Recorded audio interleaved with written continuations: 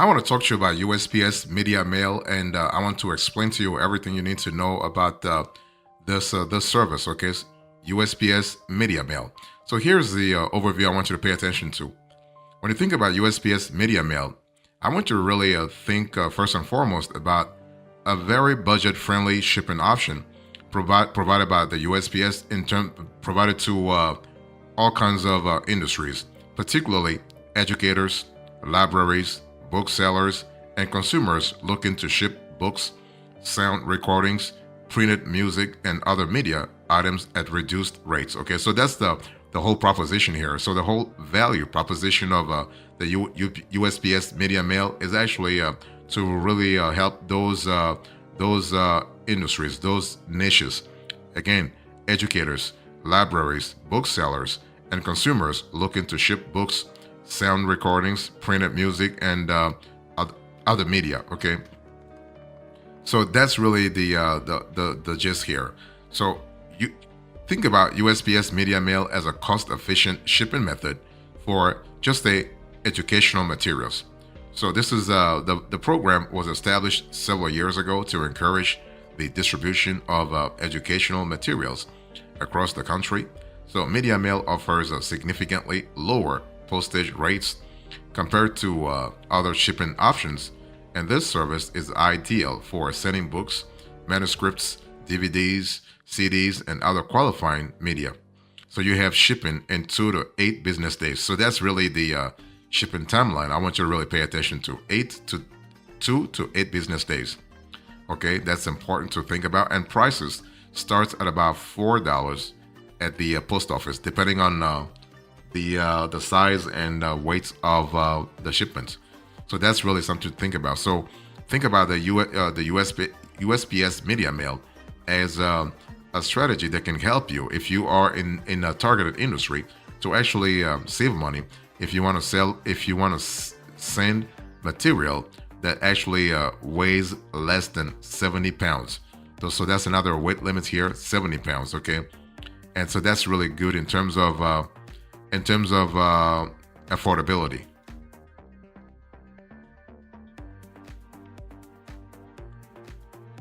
So let me give you more details here. How do you ship media mail? USPS Media Mail. So here are the details here. Let's first talk about eligibility criteria. So what can or cannot be shipped via media mail? Because of course I spoke like in broad context of the specific niches, but there are some items that are very clear as to shipment within the USPS Media Mail program. So what can be shipped? Let's first talk about that. So you have books, at least 8 pages. You have sound recordings and video recordings. Here I'm speaking about CDs, DVDs, and others like Blu-ray also. You have 16 millimeter or narrower width films. So that's kind of cool from a flexibility point of view. That's really good. You have play scripts and manuscripts. So that's pretty good also in terms of flexibility. You have medical loose leaf pages and binders. That's a pretty good also. You also have computer readable media. Another great opportunity here. You have printed music. You have bound test materials. So a great opportunity here is also you have printed educational charts, and you have loose leaf pages, and there are binders containing all kinds of info. Okay, so that's really the gist of it. So that's what can be shipped. What cannot be shipped through the USPS Media Mail program? Comic books. So anything about comedy is not going to, if you ship comic books, you're going to have to pay for it, like pay full price for it. You cannot ship blank media like blank CDs or DVDs. Remember, the whole thing is about furthering educational material. So blank media, you have to pay a regular price for it. Computer hardware or software, also full price.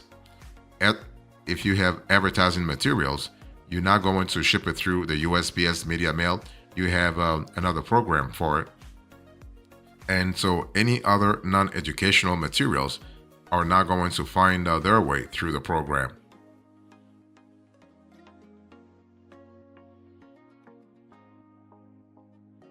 let me talk to you about the packaging rules here because there is a certain set of rules that the USPS follows when it comes to shipping media mail, and they want to make sure this is because they do not want the program to be used and misused by the public. Okay, so what are the media mail packaging rules? Well, packaging for media mail must actually protect the contents since the parcels might be handled multiple times through various distribution points. So it's one of those things where you have to ask yourself, where am I shipping the items to? How much, what's the weight of the item I'm shipping? And also, what's the overall ship of the package, right? So that's really important in terms of packaging. And you want to use sturdy boxes, ample padding. You want to use ample padding and secure closures to ensure items are well protected, especially if the item is a high value item. Really, I mean, all educational material is high value, but you know what I mean. Some items might be more high value than others. So all packages should be clearly marked as media mail to facilitate correct processing and potential inspection. Inadequate packaging could result in damaged goods or additional handling charges. So something to really think about. What about international shipping? Because there could be situations where you might say, you know what, I want to ship the items internationally. But you have to really understand that you cannot send international items using media mail. As I said at the beginning of this show, this media mail program was started to actually further educational material shipping in the country domestically. Okay, so media mail is strictly a domestic service and cannot be used for international shipping. Okay, so just keep that in mind. For international shipments of books, sound recordings, or educational materials, you as a shipper, you must use international services like USPS International Priority Mail or other similar services provided by USPS or UPS or FedEx or what have you, okay? So when you think about shipping media mail via the USPS media mail, what are the pros and cons here? Let's quickly have a conversation about that. So basically, I want to first talk to you about the benefits of the program, but also, and then I'll speak about the challenges. Let's say the limitations. Okay. The first benefits of such a program is actually the cost effectiveness. Think about it. Okay, it is affordable. I mean, rates are considerably lower than those for other USPS services like first class or priority mail. I mean, by far, if you really compare and contrast, you will see a 20 to a 50% off those prices. So that's pretty significant, especially if you are a frequent mailer and you ship in volume, okay, and you happen to be a nonprofit, okay. So this makes it an attractive option for shipping books, educational materials, and media items, particularly for educational institutions, nonprofits, and small businesses that need to manage tight budgets. So that's the first advantage. Next, you also have a very generous weight limit. So media mail allows packages up to 70 pounds, a generous limit that accommodates larger shipments that can include multiple books, entire series of educational videos. So that's really good, especially if you have a campaign or you are launching a campaign, for instance, or you can also accommodate large volumes of printed music. Okay, so that's really good. So this actually makes media mail an ideal choice for bulk shipments, reducing the cost per item and making large distributions financially feasible. You can see that this is why this program was conceived in the first place, to sort of encourage those nationwide sort of educational campaigns, especially if the initiator, the the organization initiating such campaigns is a nonprofit, right? You do not want to really absorb too much cash outflow out of those organizations. So, what are the limitations and considerations for you to think about? What are the cons? I'll just give you the two pros. What about the cons? Well, you do have delivery and speed, you have inspection policy, and you have packaging requirements. So, something that's really important to consider. Let me first talk about the delivery speed. So, one of the primary limitations of media mail is the speed of delivery. If you remember, I told you you are looking at a typical schedule that goes from 2 to 8 days. That's a lot. I mean, media mail is slower than most other USPS services. This extended delivery time can actually vary depending on the destination and the volume of mail being processed. So businesses and individuals using media mail need to plan for these delays, particularly when items are needed by a specific date. Okay, so if you have a time sensitive item, maybe it's just better to pay full price. Okay, or even commercial rates. By the way, you also have inspection policy. So USPS's inspection policy for media mail packages is actually stricter than for other types of mail due to the reduced rates and specific eligibility criteria, right? So the USPS reserves the right to open and inspect packages to ensure compliance with the rules regarding eligible items. And this policy means what? This policy means that if a package is selected for inspection, delivery can be delayed, potentially affecting the planned timeline. Additionally, if items in the package are found to be ineligible for media mail, additional postage may be charged, and the sender actually could face fines. You also have packaging requirements. So proper packaging is critical when using media mail. So given the nature of the items typically sent, books, CDs, educational materials, it is actually vital to ensure they are well protected during transit. This means what? It means using sturdy boxes and ample padding, right? So for items like CDs and DVDs, additional cushioning is actually recommended to protect against scratches or other damage. So ensuring your items are securely packaged not only helps them arrive in good condition, but also assists in avoiding delays during the inspection process.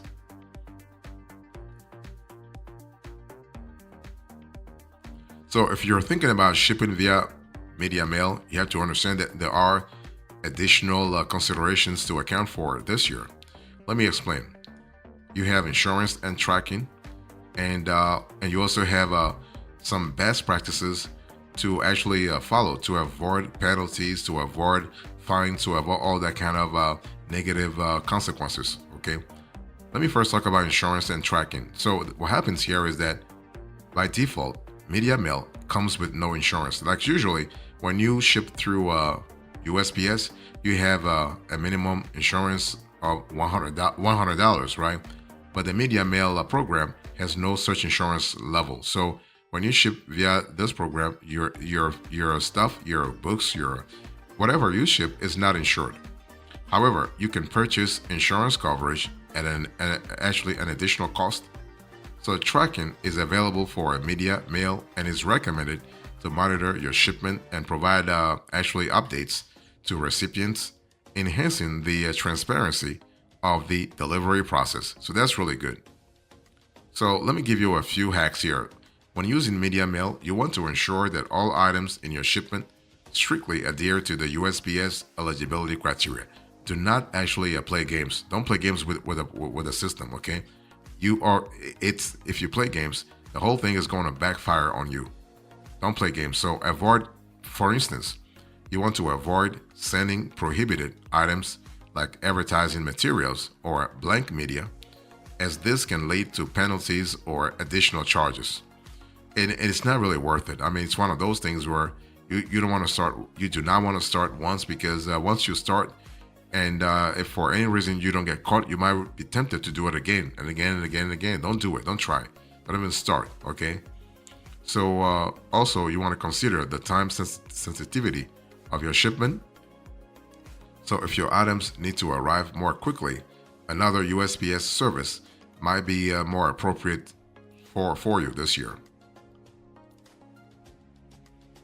So when you think about shipping media mail via USPS media mail, here are the steps I want you to really pay attention to. So first, you want to verify eligibility. Very important. Verify eligibility. Ensure that your items qualify for media mail. Number two, you want to pack your items. So use appropriate packaging to protect the contents during transit. Third, you want to weigh and measure. So know the weights and dimensions of your package to calculate postage accurately. And next, you want to label and ship. So clearly label your package as media mail and drop it off as at a UPS facility or schedule a pickup. Okay. Let me give you a few tips for effective use here. You want to combine shipments. So if you are sending multiple items to the same address, combine them into one shipment to save further on costs. You can also track your shipments. So use USPS tracking options to monitor your shipment and provide delivery updates to recipients. Also, insurance. Consider purchasing insurance for valuable items because media mail comes with limited insurance, okay? So something to really think about. So long story short, when you think about USPS media mail, think about affordability, but you want to think about efficiency, okay? So this is actually a service that allows you to get things done a lot faster. And but just remember that you cannot send international shipments with media mail.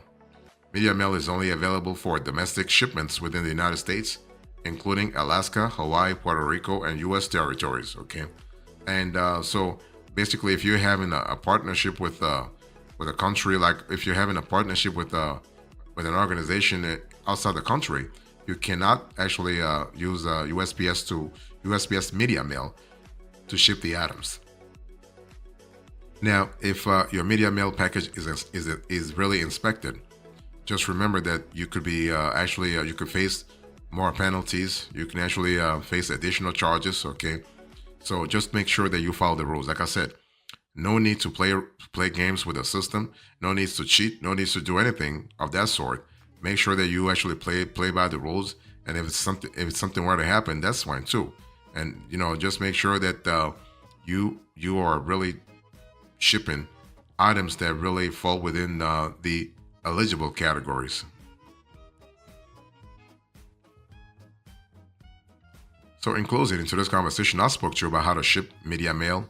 I gave you the overview, the details, the pros and cons, the steps, and now the closing arguments. Thank you so much. God bless you. I'll see you next time. Until then, remember, stay marvelous.